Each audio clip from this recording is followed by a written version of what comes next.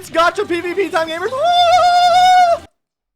That honestly felt a lot funnier and better in the edit in my head than it's actually gonna turn out. I know. Anyways, gamers, we're gonna be talking about Burnice versus Miss Yanagi, the anomaly mommy, as someone in the comment section called her. We absolutely love that. Good on you, my good sir. We're gonna be comparing both of these guys today, talk about their pros, cons, where I think they're gonna be good at, the future-proof ability of these characters in general, and so much more. So make sure you hit the subscribe button now before we actually hop into the video. And you notice I have a different shirt on. I had to divide this video into two parts. It was originally supposed to be one video, but now it's two. So deal with it, I guess. Anyways, gamers, let's go ahead and hop into the video now because you don't want to hear me out. All right, guys, so let's go ahead and do some basic comparisons here to both Burnice and Miss Yanagi here because they actually do share quite a bit of similarities, though they do play different roles.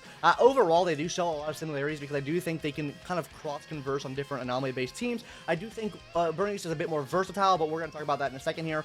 Basically, the main premise of the differences here, guys, is obviously the Burnice is a sub-DPS while Yanagi is the main DPS, and Burnice also can be ran on reproc teams, proc teams, and disorder teams. I'll show you what I mean just here in a second, just bear with me. And then realistically, Yanagi can really only be ran on disorder teams, though she can, I guess, be ran on proc teams as well. Like I said, we're gonna get into all the details on this in a second. And then number 3, guys, she can be a sub DPS for non-anomaly based teams, whereas Yanagi can work with any anomaly sub DPS. You know, Burnice really doesn't work well. I don't think she's gonna work well with really any other anomaly sub DPS, right? That's the kind of role she fills, whereas she can just be run with anyone because this order plays off of any other type, I guess, other than electric type. And this is just a basic premise of what I mean by the different types of anomaly in the game right now. We're gonna hop into this list after this section here, but this is just a basic breakdown of what I mean by this, guys. Anomaly proc is gonna be someone like Jane Doe, where she builds up anomaly, then whenever that anomaly gets the full, you proc it off with hers, and then she does a buku's amount of damage with that initial anomaly proc. Anomaly reproc, someone like Anton. I know he's in the assault class, the main DPS class. I consider him an anomaly because his whole shtick is like reprocking the electric anomaly on the enemy, so he's a great example of anomaly reproc. And then finally, disorder we have for Yanagi, right, which kind of encompasses the two, and then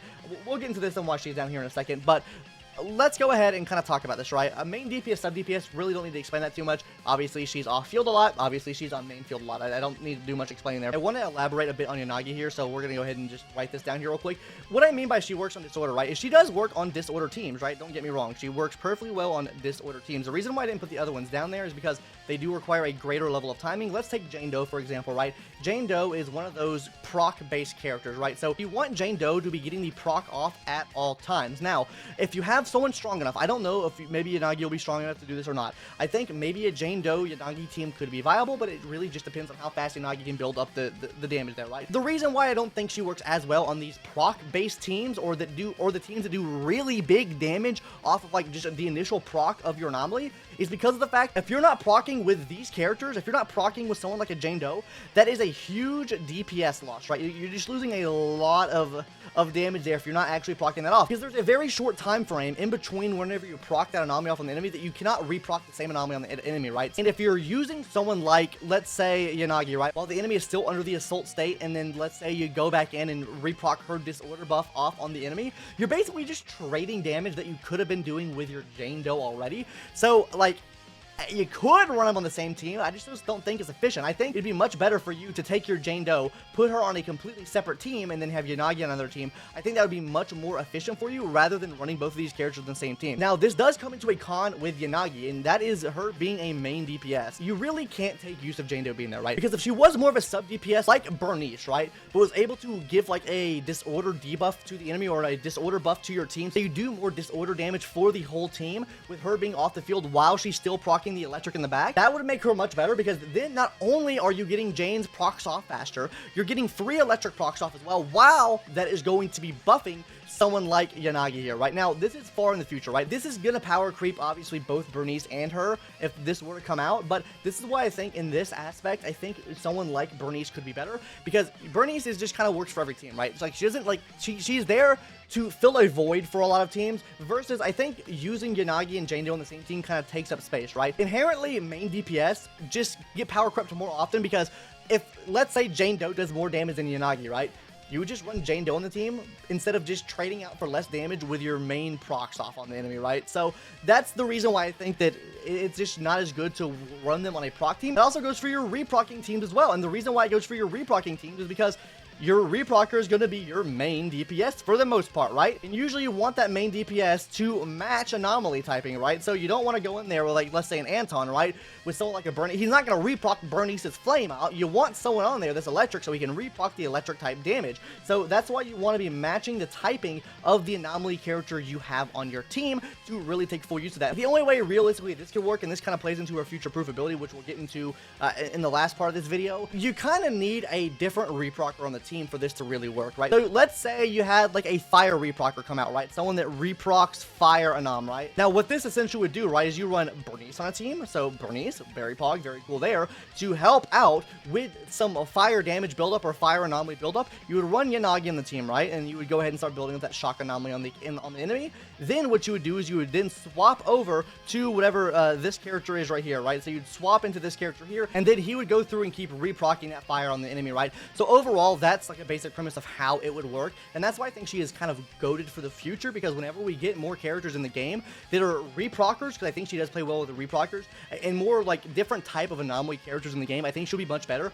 As of right now, you're kind of locked down to, I guess you're kind of locked down to using Piper on the team. You're kind of locked down to using like shock characters on the team where you can't really take use of like her main thing, which is Disorder right now. So I think she's better for the future in that sense. And that's why I said she also works with any anomaly sub DPS, right guys? If she works with any anomaly sub DPS, that means she would work with any other anomaly typing in the future, which makes her more future proofable. So while I don't think she's as good right now, the same thing that I think about Burnice actually is Burnice is better right now than I think what Yanagi will be, because I think right now Yanagi relies a lot more on Burnice than Burnice relies on Yanagi, because it kind of leads us to our last chart right here and what I mean, right? Because this is why I said she's right here, right? Because I think that someone like Burnice is great for any category here. She's great for anomaly reproc, she's great for anomaly proc, and she's great for disorder. She plays all of these roles super nicely. Whereas I could be coping out, and please let me know in the comment section down below if I am, but I kind of made this with my current understanding of anomaly, right? So I think that your anomaly proc can play directly into anomaly reproc, and I think your disorder can also play into your anomaly reproc as well. And what I mean by this is whenever you get the disorder buff off, right, you're kind of procking both of those abilities off, essentially you get that damage, and then you would swap into your anomaly reprocker and then reproc those damage numbers off. Same thing can be said with anomaly proc. Obviously you're procking anomaly off, so then you would come in with someone like an Anton or someone that can reproc the, I guess, damage number that you did for whatever anomaly proc you did, and then do that extra damage. And with that being said, the anomaly reproc relies on both of these. You rely on getting anomaly proc off, and you rely on getting these off, right? So I think while the anomaly reproc is more balanced, it definitely relies on either A, the damage of your anomaly proc, or B, the damage you're doing from the disorder, or I guess the damage you're doing from your sub DPS, or whatever other character you have on the team, right? Like, your anomaly reproc relies so much on your disorder, and it relies so much on your anomaly proc, that you kind of have to have either one of these two characters to play into that role here, because I really don't think that disorder really plays into, like, this Jane Doe category of damage, as well as it plays into someone like an anomaly reproc team, right? Now, let me know in the comment section down below if I'm wrong on that, but this is why I want to kind of talk about future-proof ability, right? Because I do think that this does lead to very good future-proof ability for someone like Yanagi, right? Whereas I do think that, you know, Burnice overall is going to be great always for kind of every one of these damage types here. I guess really for anomaly reproc, not as much, because you need like fire type here, so I think she's the weakest in this category compared to the other two categories here. But let's say we get someone in the game like Burnice here, right? But it's a different typing. Let's say it's a physical type, and she can work with that. Let's say we get someone that works with ice type, right? Ice anomaly, right? He works with that, right? She works with all of these different things, and of course, those will also work inherently with everything else. But the reason why I think that she could be the king of the future is because Disorder is a separate damage button, right? It's basically doing you're doing a separate instance of damage on the enemy. So you're taking your anomaly proc from here, you're taking your anomaly proc from there, and then you're kind of putting those numbers together and getting like one big proc off.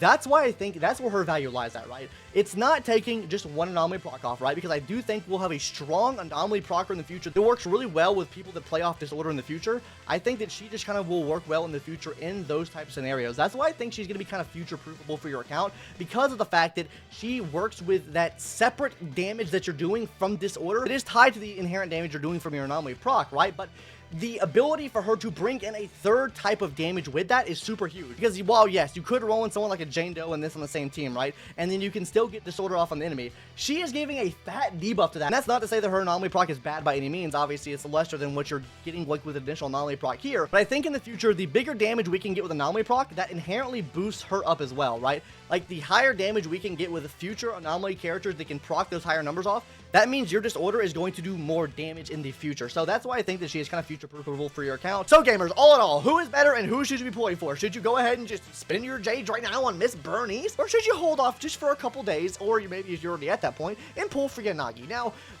I guess my opinion on this is that I think overall, universally, I think that probably Burnice is going to be less power creepable, just for the fact that she is a sub DPS. The problem with Yanagi, the main problem with Yanagi, is while I think she's going to be good, and while I think she will future-proof your account, I do think that she can run into the inherent problem of her being a main DPS, right? I think that's where she kind of lacks at, right? Because the way I look at it is this, right? If you get another anomaly character, or we get another anomaly character to add into the game that does more damage over her disorder, I don't think she would be as prevalent anymore, because using someone like Burnice actually allows you to use her on other type of anomaly teams and still get disorder off on the enemy, regardless of the fact whatever type they might be. The big thing with Yanagi is she's a main DPS for disorder, meaning you just get higher procs of disorder, right? So you can still get that third proc off of damage with Burnice on any team, unless it's a full fire on team, then you obviously wouldn't get that, but you get what I mean. For the most part, right, I think universally, probably Burnice is better, right? I think niche-wise, in terms of like DPS and damage output for disorder, Yanagi is definitely better. So that's kind of like my answer of saying that I think Burnice is a little bit better in the long run, or I guess universally for your account, and that's how I like to look at characters.